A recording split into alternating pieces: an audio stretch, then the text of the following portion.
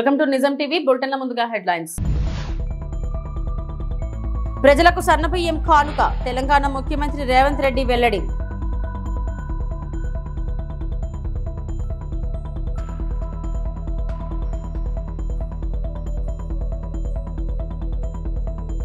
P4 తో పేదల జీవితాల్లో వెలుగులు డిప్యూటీ సీఎం పవన్ కళ్యాణ్.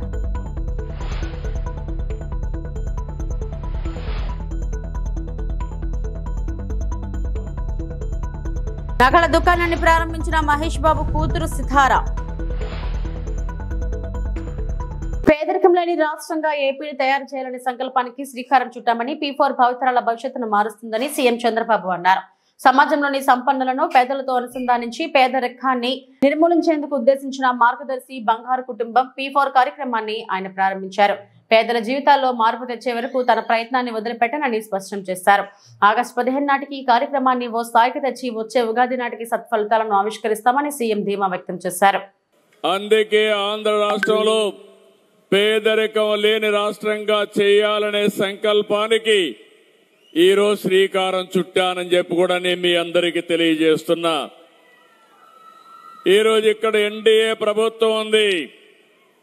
మిత్రులు జనసేన అధ్యక్షులు జన సైనికులకు విజ్ఞప్తి చేస్తున్నాను. ఎప్పుడు కూడా పవన్ కళ్యాణ్ గారు రాష్ట్ర భవిష్యత్తు కోసం ఆలోచిస్తారు తప్ప వ్యక్తిగత ప్రయోజనాల కోసం ఆలోచించరు. అలాంటి మిత్రుడితో కలిసి గవర్నమెంట్ లో ఉండడం ఇది ఒక సువర్ణ అవకాశం మనందరికీ అని చెప్పి కూడా నేను మీకు తెలియజేస్తున్నా.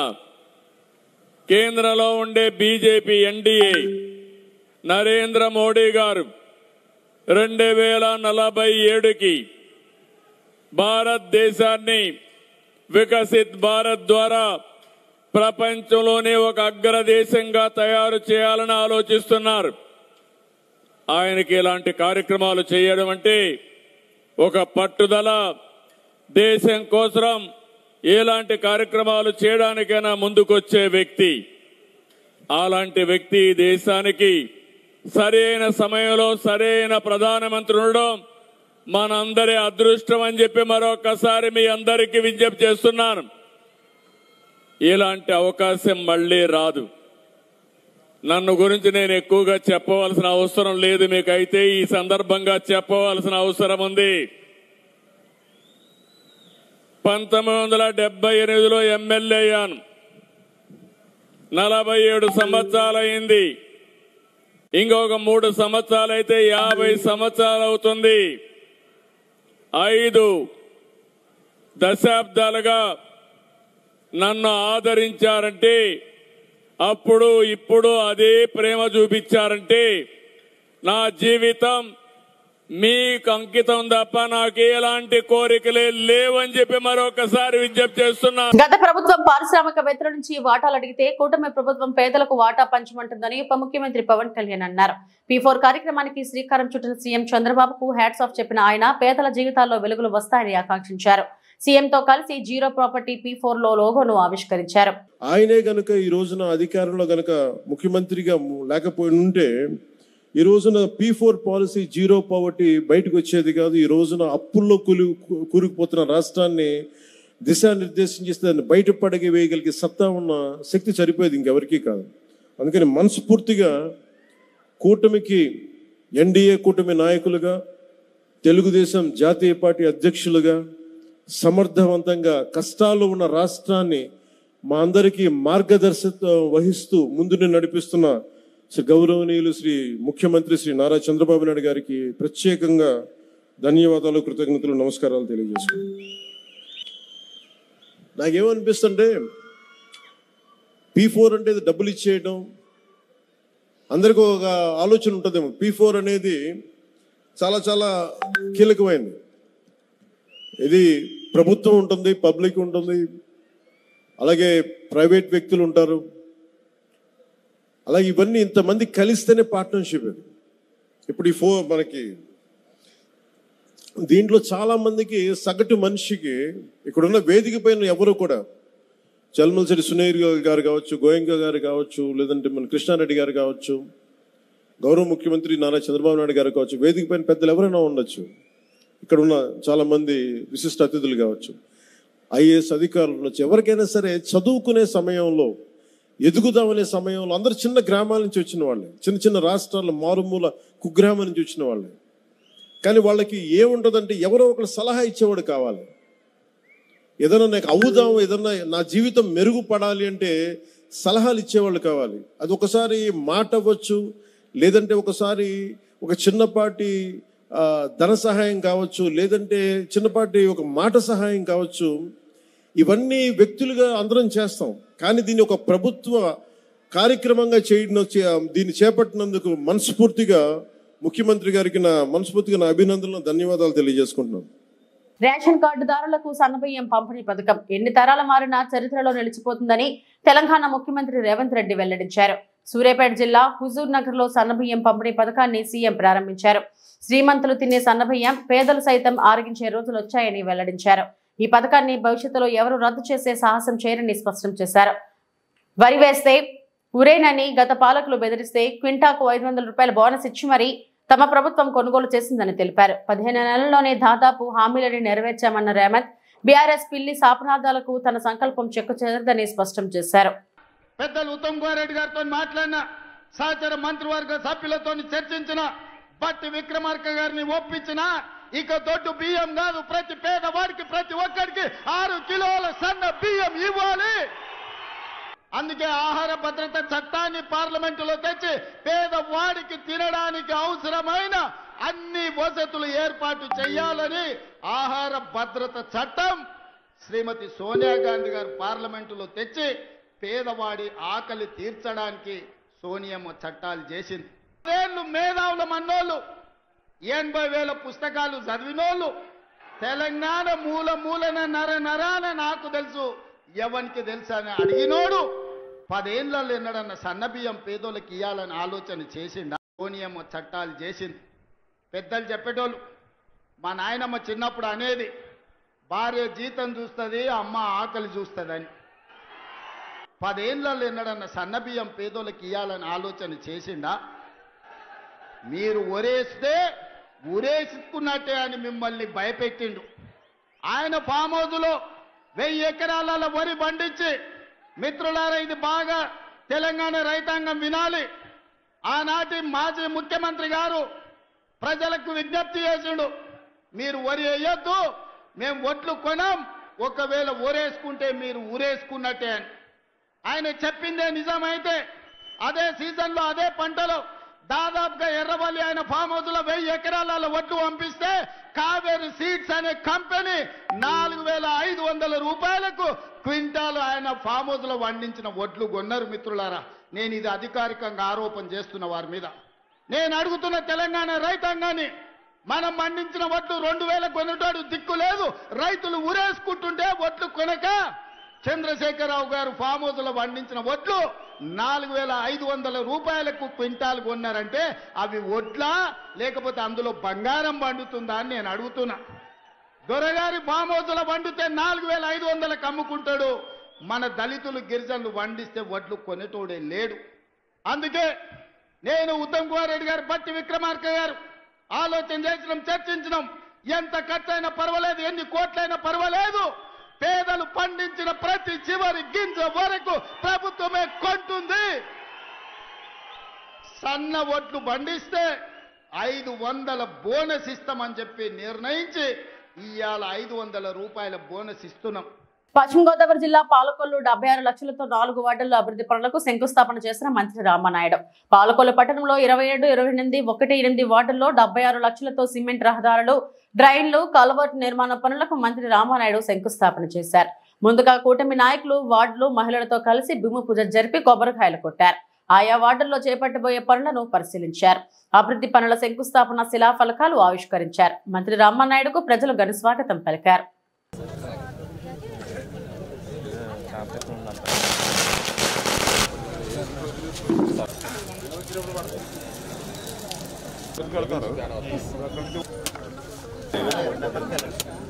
వచ్చిందా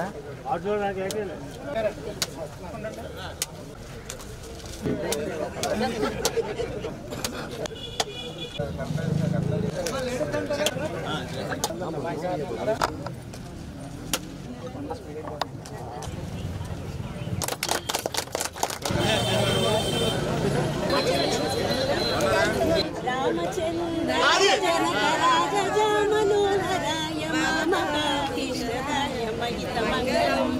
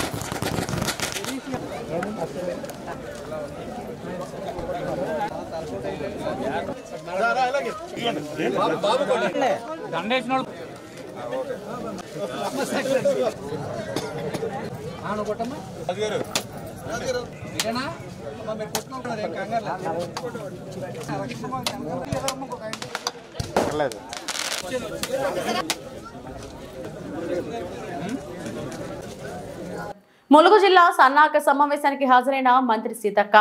జై బాపు, జై భీమ్, జై నందిధాన్ అభియాన్ ములుగు జిల్లా సన్నాహక సమావేశం జిల్లా కాంగ్రెస్ కమిటీ, ములుగు తెలంగాణ రాష్ట్ర పంచాయతీ శాఖ మంత్రివర్యులు, స్త్రీ శిశు సంక్షేమ శాఖ, బాలి నీటి పారుదల శాఖ, ములుగు నియోజకవర్గం శాసనసభ్యులు, ములుగు ఎమ్మెల్యే ఆదివాసీ ముద్దుబిడ్డ దనిసరి అనసూయ సీతక్క క్యాంప్ ఆఫీసులో కాంగ్రెస్ ముఖ్య కార్యకర్తల సమావేశం జరిగింది.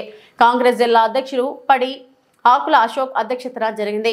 ఈ కార్యక్రమానికి ముఖ్య అతిథిగా ఇచ్చేసిన తెలంగాణ రాష్ట్ర ప్రధాన కార్యదర్శి, ములుగు ఇన్ఛార్జ్ కైలాష్, తెలంగాణ రాష్ట్ర పంచాయతీ శాఖ మంత్రివర్యులు డాక్టర్ దనసరి అనసూయ సీతక్క సమావేశంలో ప్రతి ఒక్కరూ కాంగ్రెస్ పార్టీ కట్టుబడి పనిచేయాలని, స్థానిక సంస్థ ఎన్నికలకు, ఎంపీటీసీ, జెడ్పీటీసీ ఎన్నికలకు కాంగ్రెస్ పార్టీ కట్టుబడి పనిచేయాలని, ప్రతి ఊరు గ్రామ గ్రామాన జై బాపు, జై భీమ్, జై నందిదాన్, జై అభియాన్ కార్యక్రమం జరుపుకోవాలని అన్నారు. కార్యక్రమంలో పాల్గొన్నవారు కాంగ్రెస్ పార్టీ జిల్లా అధ్యక్షులు పైడి ఆకుల అశోక్, తెలంగాణ రాష్ట్ర ప్రధాన కార్యదర్శి, ములుగు జిల్లా ఇన్ఛార్జ్ అధ్యక్షులు Kailash, Congress party ST cell అధ్యక్షులు గుమ్మడి సోమయ్య తదితరులు పాల్గొన్నారు. మనం వర్క్ చేయాలి, అది వదిలిపెట్టి వేరే వేరే మనకు తెలిసిన ఎజెండా కాదు. మనం ఎన్నికలల్లో ఓట్ల ముందు ఎవరెవరికి ఏ ఊర్లలో ఏమేమి ఒప్పుకున్నామో అవి కొన్ని ఒకటైనా చేసుకుంటూ పోవాలి. దాని మీద మీరు దృష్టి పెట్టినప్పుడే గ్రామం మీద మీకు కొంత పట్టున్నట్టుంటది. కాబట్టి ఇక్కడికి వచ్చిన నాయకులందరికీ కూడా మరి పేరున మళ్ళీ రాబోయే కాలంలో వచ్చేటువంటి ఎన్నికలు అవన్నీ కూడా మీ ఎన్నికలు. మేము ఎంత కష్టపడ్డా కూడా మీ మీద కూడా మంచి అభిప్రాయం లేకుంటే, నువ్వు అధికారంలో ఉండి కూడా వాళ్ళ పనులు పట్టించుకోకుంటే, వాళ్ళకి అందుబాటులో ఉండకుంటే వాళ్ళు ఎవరు కూడా మరి మనల్ని దగ్గరికి రానియరు. కాబట్టి ఈ రోజు మనం ఒక్కసారి గ్రామాల్లోకి తిరగాలనేటువంటి, అదే విధంగా మరి గాంధీ గారి సిద్ధాంతం, అంబేద్కర్ గారి సిద్ధాంతం, రాజ్యాంగం యొక్క విలువ, రాజ్యాంగం యొక్క పటిష్టమైనటువంటి కార్యక్రమాన్ని ప్రజలకు తెలియజేయాల్సిన అవసరం వచ్చింది. ఎందుకంటే రాజ్యాంగం ముందులే మనల్ని కాపాడుతుంది అని అనుకున్నాం అందరినీ. కానీ ఈ రోజు దాన్ని తీసేయాలన్నటువంటి కుట్రలో భాగంగానే ఇవాళ కొట్లాటలు పెట్టించుడు, లేకుంటే ఇది కూర్చోమనడు, అది పేర్చుమనడు, ఇట్లాంటివన్నీ కూడా ప్రభువులు ఎప్పుడు కూడా రాజులను ఒకే రకంగా చూసారు. అంటే పాలకుడు ప్రజాస్వామ్యంలో ఇక్కడ ఊర్ల మధ్య వాళ్ళ కొట్లాట ఉండొచ్చు, వాళ్ళిద్దరి మధ్య పంచాయతీ ఉండొచ్చు. కానీ మరి పరిపాలించేటోడు ఎవరైనా రాష్ట్రాన్ని, దేశాన్ని ఈ జనాల మధ్య శిక్ష పెట్టాలని చూస్తారా? జనాలందరూ శాంతిగా ఉంటేనే ఆ రాజ్యం శాంతిగా ఉంటుంది. కానీ ఇక్కడ పాలకులు, బీజేపీ నాయకులు దేశంలో విభజన తీసుకురావాలి, విద్వేషం తీసుకురావాలి, అదే పనిగా ప్రచారం చేస్తారు. అరే ఈ దేవుడి మీద ఇట్లా, ఆ దేవుడు అట్లా, ఈ దేవుడు ఇట్లా, దేవుడిని అడ్డపడి. అరే దేవుడు గుడిలో ఉంటాడు, భక్తి గుండెల్లో ఉంటది. కానీ రాజకీయ ఎజెండా మీద ఎవరైనా పెట్టుకుంటారా? రాజకీయ జెండా మీద పెట్టుకొని మాది దేవుని ఎజెండా అని చెప్తారా? ఇక్కడ 100 మంది 1000 మంది ఉన్నా కూడా ఒక్కొక్కరు ఒక్కొక్క దేవుని మొక్కుతారు. ఒక్కటే దేవుడు కావాలని కూడా తీసుకొస్తారు. అది తప్పు. మన ఊళ్ళలో చిన్నప్పుడు మైసమ్మను, పోషమ్మను, దుర్గమ్మను, ఎల్లమ్మను, ఇవన్నీ మన ఊరు దేవతలు, గ్రామ దేవతలు ఘనంగా పూజించుకునేది. కానీ రాను ఎటో పోతున్నాం. మన తాత ముత్తాతలు ఇచ్చిన వారసత్వం, అవి మన సంస్కృతి, మన ఆచారాలు, మన గోత్రాలు, మన సూత్రాలు, అవి ఎట్లుంటాయో ఇవి కూడా మనతో ఉండాలి. కానీ దేవతలను కూడా ఈ దేవుడు మా దేవుడు కాదు, ఆ దేవుడు మావాడు అది ఇట్లా కూడా కొంతమంది తీసుకొచ్చి రుద్దుతున్నారు. కాబట్టి అది కరెక్ట్ కాదు. నీ నమ్మకం, నీ విశ్వాసం, నీ భక్తి, నీకు ఒక దేవుని మొక్కుతావు, నీకు మంచిగా అనిపిస్తుంది, ఆ దేవుడికి నువ్వు భక్తుడు అవుతావు తప్ప వాళ్ళు చెప్పిన దేవుళ్ళే మొక్కాలంటే ఇట్లా ఇవన్నీ కూడా కొత్త విధానాలను తీసుకొచ్చి 10 ఏళ్లలో బీజేపీ హయాంలో ఏమి ప్రజలకు ఒరిగింది లేదు. ఇల్లు ఇచ్చింది లేదు, భూములు పంచింది లేదు, ఉద్యోగాలు ఇచ్చింది లేదు, ఓ వాటర్ కనెక్షన్స్ ఇచ్చింది లేదు, ఓ ప్రాజెక్టులు ఇచ్చింది లేదు, ఏం లేదు. కానీ విభేదాలు మాత్రం రాష్ట్ర ప్రజల మధ్య, దేశ ప్రజల మధ్య సృష్టించడం జరిగింది. ఆ విభేదాలకు అతీతంగా ఇవాళ బాపు గాంధీ గారి సిద్ధాంతం, అంబేద్కర్ గారి సిద్ధాంతం, భారత రాజ్యాంగం యొక్క డాక్టర్ బిఆర్ అంబేద్కర్ కోనసీమ జిల్లా అంతర్వేది శ్రీ లక్ష్మీ నరసింహస్వామి వారి ఆలయంలో పంచాంగ శ్రవణం. సకినేటిపల్లి మండలం అంతర్వేది శ్రీ లక్ష్మీ నరసింహస్వామి వారి ఆలయంలో పంచాంగ శ్రవణంను వైభవంగా నిర్వహించారు. ఆలయ ప్రధాన అర్చకులు శ్రీనివాస కిరణ్ ఆధ్వర్యంలో పంచాంగ పూజలు చేసి స్వామివారికి కర్పూర నీరాజనాలు పలికారు. స్థానాచార్యులు శ్రవణం పలికారు. వినోద కార్యక్రమాలు అలరించాయి. వచ్చిన భక్తులకు పంచాంగంను బహుకరించారు. కార్యక్రమంలో ఆలయ పర్యవేక్షకులు విజయసారథి, అధిక సంఖ్యలో భక్తులు, సిబ్బంది పాల్గొన్నారు.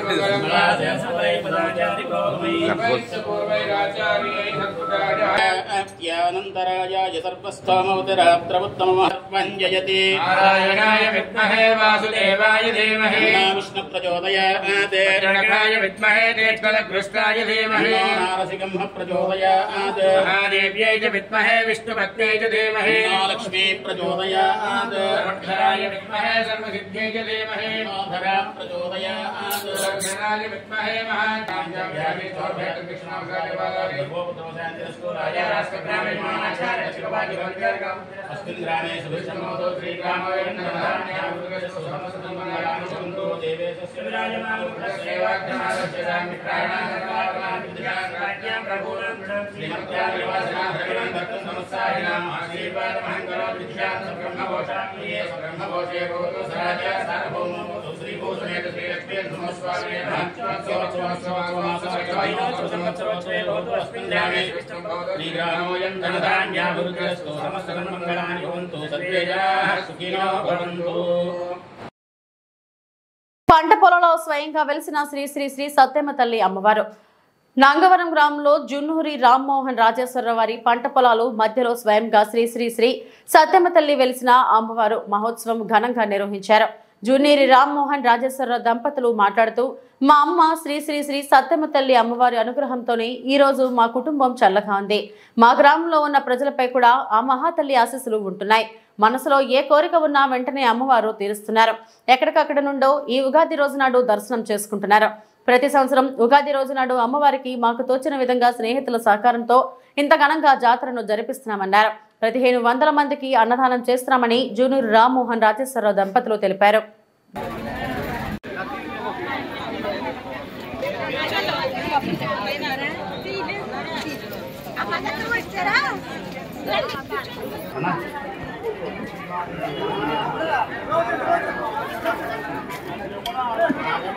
రామారావు గారి పొలంలో ఒక 40-50 సంవత్సరాల క్రితం ఒక వేప చెట్టు ఉండేది. జనాలందరికీ స్లోగా నమ్మకాలు కలిగి వాళ్ళు పూజలు చేయడం మొదలు పెట్టారు. తర్వాత మేము కూడా రియలైజ్ అయ్యి మేము కూడా పూజలు పెట్టి అలా డెవలప్ చేస్తూ ఉన్నాం. ఒక 20 సంవత్సరాల నుంచి ప్రతి సంవత్సరం ఉగాదికి మేము భోజనాలు పెట్టడం అనేది అన్న సంతర్పణ మొదలు పెట్టాం. అది దినదిన అభివృద్ధి చెంది ఇప్పుడు ఈ స్థాయికి చేరుకుంది. ఒక గుడి స్వయంగా వెళ్ళడం అనేది జరిగింది. అప్పటి నుంచి కూడా మాకు నమ్మకం కలిగి సత్యమ్మ తల్లి అమ్మవారు ఇక్కడ ఉన్నారని సంవత్సరం 20 మంది నుంచి స్టార్ట్ చేసి ఇవాళ 1500 మంది వరకు జనంలో నమ్మకం రావడం జరిగింది. అదే విధంగా ఎవరి దగ్గర ఏమీ ఆశించకుండా మాకు తోచిన రీతిలో ఈ ఆలయం నిర్మించడం అనేది జరిగింది. కోరిన కోరికలు తీర్చే కల్పవల్లి శ్రీ సత్యమ్మ తల్లి అమ్మవారు జనాల్లో కూడా ఆవిడ సత్యాన్ని నిరూపించుకుంటూ ఈ రోజు ఈ రకంగా ఈ ఆలయం అనేది నిర్మించడం జరిగింది. అదే కాకుండా జనాల్లో కూడా ఆవిడ సత్యాన్ని నిరూపించుకుని అందరూ కోరిన కోరికలు నెరవేర్చి కల్పవల్లిలా రూపొందింది ఇక్కడ శ్రీ సత్యమ్మ తల్లి అమ్మవారు. ఇలాగే ప్రతి సంవత్సరం కూడా మరెంతో ఆవిడ సత్యాలు నిరూపించుకుంటూ ఈ ఆలయాన్ని ఇంకా ముందుకు తీసుకెళ్లాలని. మాట్లాడతాను ఎలా ఉండో నేను చేస్తున్నాను. ఆ టైంకి ఏం చేయాలనుకున్నా టైంకి డబ్బు వస్తుంది. అది ఎలాగ వస్తుందో ఎలాగ వెళ్తుందో నాకు తెలియదు. నాకు అనుకున్న పని అయితే జరుగుతుంది. మళ్ళీ జరగడం కూడా మాత్రమే కాదు, ఇంకా అందరూ ఇది ఇలాగే జరుగుతుంది. మళ్ళీ అది అయిపోయిన తర్వాత డబ్బు ఎలా వచ్చింది ఎలాగ వెళ్ళింది అనేది కూడా నాకు తెలియదు. చాలా మంది నమ్మకం ఉందని చాలా మంది కోరుతారు. ఇక్కడ క్రిస్టియన్స్ కూడా చాలా మంది ఇక్కడ ప్రసాదం తినకపోయినా కూడా ఈవిడ మీద నమ్మకం ఉంది, వాళ్ళకి కనిపిస్తుందని. అలా నాకైతే కనిపించలేదు అనుకోండి. రాత్రి చిన్న చిన్న శబ్దాలు వినిపించినాయి కానీ రాత్రి భయపడ్డం కానీ ఎప్పుడు నేను కనిపించలేదు. కానీ ఉందనే నా నమ్మకం, ఉందనే నమ్మకాన్ని కాదు. చాలా మంది కోరికలు దీన్ని ఎక్కడెక్కడి నుంచో వస్తారండి. పాలకొల్లు నుంచి కూడా వచ్చి, హైదరాబాద్ నుంచి కూడా 2-3 వచ్చి వాళ్ళ పెళ్లిళ్ళు జరిగితే చీరలు పెట్టడం కూడా జరిగింది. ఈవేళ కూడా వచ్చారు ఎక్కడి నుంచి. ఆ నమ్మకాన్ని బట్టి వాళ్ళు అన్నిసార్లు వస్తున్నారు. అదండి విషయం. ఒక 40-50 సంవత్సరాల క్రితం ఒక వేప చెట్టు ఉండేది. జనాలందరికీ స్లోగా నమ్మకాలు కలిగి వాళ్ళు పూజలు చేయడం మొదలు పెట్టారు. తర్వాత మేము కూడా రియలైజ్ అయ్యి మేము కూడా పూజలు పెట్టి అలా డెవలప్ చేస్తూ ఉన్నాం. ఒక 20 సంవత్సరాల నుంచి ప్రతి సంవత్సరం ఉగాదికి మేము భోజనాలు పెట్టడం అనేది అన్న సంతర్పణ మొదలు పెట్టాం. అది దిన అభివృద్ధి చెంది ఇప్పుడు ఈ స్థాయికి చేరుకుంది. ఒక గుడిలాగా మేము కట్టడం జరిగింది. మొదట్లో 20-30 మంది, ఇప్పుడు 1000-15 మంది, 100 వరకు వస్తున్నారు. సో నేను కూడా కుటుంబం కూడా మాకు కూడా ఎన్నో కోరికలు నెరవేరినాయి. నర్సీపట్నంలో T20 టోర్నమెంట్ ప్రారంభం.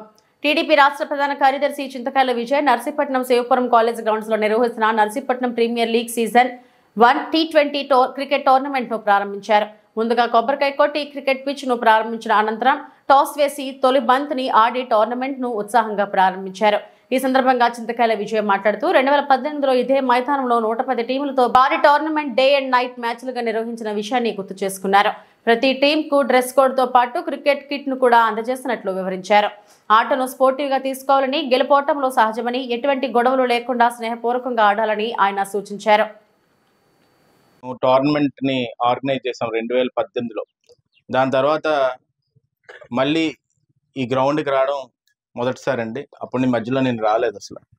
కానీ అప్పుడు ఏంటంటే ఇంట్రెస్ట్ చూపెట్టి నర్సీపట్నం యువకులనే ఇన్వాల్వ్ చేయాలని చెప్పి 18 అంటే సుమారుగా ఇప్పటికి 7 సంవత్సరాలు అయింది. 7 సంవత్సరాల ముందు కుర్రోళ్ళందరూ నా దగ్గరికి వచ్చి టోర్నమెంట్ చాలా రోజులు అయిపోయింది నర్సీపట్నంలో పెట్టంటే నేను ఎంత ఇంట్రెస్ట్ తీసుకున్నానంటే వరంగల్, కరీంనగర్ నుంచి ఫ్లడ్ లైట్స్ తెప్పించాను. ఆ రోజుల్లో ఫ్లడ్ లైట్స్ తెప్పించి నైట్ 9 o'clock 10 o'clockకి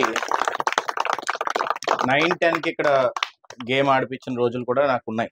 సో అంత ఇంట్రెస్ట్ ఆ రోజు చూపెట్టాం. ఆ పిచ్ కూడా ఆ టైంలోని మనోళ్ళే చేశారు. ఇక్కడ నర్సీపట్నంలో కుర్రోళ్ళే మేము చూసుకుంటాం అని చెప్పి చేశారు. చాలా ఇంట్రెస్ట్ చూపెట్టారు. అయితే దాంట్లో ఒక రికార్డ్ ఏంటంటే సుమారుగా 110 పంచాయతీలు ఉన్నాయి మన నియోజకవర్గం. 110 టీములతో ఆడిపించాను. 110 టీములు అంటే సుమారుగా నాకు 2 నెలలు పట్టింది మ్యాచెస్ ఆర్గనైజ్ చేయడం. మండల్ వైజ్ ఆర్గనైజ్ చేశారు. మండల్ వైజ్లో మళ్ళీ పిచ్చులు పెట్టాం. మళ్ళీ పెట్టి 110 టీములకి 110 కిట్లు నేను ఆ రోజుల్లో ఇవ్వడం జరిగింది. ఆ రోజు చాలా ప్రొఫెషనల్గా ముందుకు నడిపించడానికి ఏకైక కారణం ఏంటంటే నేను ఈ రోజు కూడా మళ్ళీ అది గుర్తు చేస్తున్నాను. నేను ఆ రోజు చెప్పాను, కానీ ఆ క్రికెట్ మ్యాచ్ని గొడవలు ఆడుకోవడానికో లేకపోతే జస్ట్ ఆకతాయిగా తీసుకున్నారు తప్ప నేను వాళ్ళు పొలిటికల్గా ఆలోచించారు. నేనేమో మనస్ఫూర్తిగా చేశాను. ఆ రోజు నేను ఒకటే చెప్పింది ఏంటంటే ఏ పోలీస్ స్టేషన్కి వెళ్ళినా ఎక్కడికి వెళ్ళినా ఎక్కువ శ్రీకాకుళం ఎస్ఐస్ కనబడుతున్నారు. సో శ్రీకాకుళంలో కాదు నర్సీపట్నంలో కూడా పోలీస్ డిపార్ట్మెంట్కి కానీ, రైల్వేకి కానీ, ఆర్మీకి కానీ వెళ్ళి కనబడాలి. ఎక్కడ పడితే అక్కడ మన నర్సీపట్నం కుర్రోళ్ళు కూడా ఉండాలని చెప్పి ఇక్కడ పుట్టిన వ్యక్తిగా నాకు కూడా ఒక ఆశ ఎప్పటి నుంచో ఉంది. దానికి నేను ఏంటంటే స్పోర్ట్స్ ఎంకరేజ్ చేస్తే దాంట్లోని వాళ్ళు కొంచెం పైకి రావడం వల్ల ఆ గవర్నమెంట్ జాబ్స్ ఆటోమేటిక్గా వస్తాయి కదా అనే భావన ఎప్పుడు నాకు ఉండేది. ఆ రోజు నేను క్రికెట్ మ్యాచ్ స్టార్ట్ చేసిన ఓపెనింగ్ స్పీచ్ కూడా నేను ఇదే చెప్పాను. ఏం చెప్పానంటే మీరు ఇప్పుడు మాకు మన స్టేషన్ ఉంది. స్టేషన్కి వెళ్ళినట్టు మీకు శ్రీకాకుళం ఎస్ఐ ఇమీడియట్ కనబడతాడు. మీరు ఏ స్టేషన్కి వెళ్ళండి, మీరు శ్రీకాకుళం వాళ్ళు ఉంటారు. ఎందుకుంటారంటే వాళ్ళు ఫస్ట్ నుంచి కూడా ఆ ఊర్లోనే ఒక టీం ఫామ్ అవుతారు. ఓకే, మనం ఒక స్పోర్ట్స్ని ఒకటి ఎంచుకుంటారు. వాలీబాల్కి వెళ్తారు, లేకపోతే బాస్కెట్బాల్కి వెళ్తారు, లేకపోతే క్రికెట్కి వెళ్తారు. వెళ్ళి ఏం చేస్తారంటే నెక్స్ట్ స్థాయి ఏం చేస్తారంటే డిగ్రీ చదువుతారు, ఆంధ్ర యూనివర్సిటీకి వెళ్తారు. ఆంధ్ర యూనివర్సిటీ నుంచి వాళ్ళకి ఒక ప్రోటోకాల్ ఉంటుంది. పుట్టినప్పటి నుంచి ఒక ప్రోటోకాల్ పెట్టుకుంటారు. ఏంటంటే నేను ఖచ్చితంగా SIL తీరాలి, తర్వాత నేను DSP అవ్వాలి అని పెట్టుకొని దాని టార్గెట్ పెట్టుకొని స్పోర్ట్స్ ఆడతారు. ఆడిన తర్వాత ఖచ్చితంగా వాళ్ళు ఎస్ఐ అవుతారు. వాళ్ళ కుటుంబానికి కూడా గౌరవం ఉంటుంది. వాళ్ళ ఫ్యామిలీస్ గౌరవం ఆ టౌన్లో కూడా రే మనోడరా అని చెప్పుకునే స్థితి కూడా. అలాగా ఇప్పుడు ఒక ఎస్ఐ గారు మనకి ఎదురుపల్లి నాతవరం నుంచి అప్పుడు నుంచి చెప్పుకుంటూ ఇప్పుడు ఆయన ఎస్ఐ అయ్యాడు. ఆయనేమో ఇంకో గ్రామాల్లో ఉన్నారు. ఆయన ఎప్పుడు వచ్చి కలుస్తుంటారు. సార్ మా ఆ టైంలో మీరు అందరూ ఎంకరేజ్ చేశారని. అలా కానీ మన రాష్ట్ర వ్యాప్తంగా కూడా మన వాళ్ళు అనేవాళ్ళు ముందుకెళ్తే బాగుంటుందని ఇక్కడ పుట్టిన వ్యక్తిగా నాకు ఒక ఆశ ఉంది. మధు గారు వచ్చారా? హైదరాబాద్ పంచకోటలోని ఓ నగల దుకాణాన్ని సితారా లాంఛనంగా ప్రారంభించారు. కార్యక్రమంలో నమ్రత శిరోద్కర్ కూడా పాల్గొన్నారు.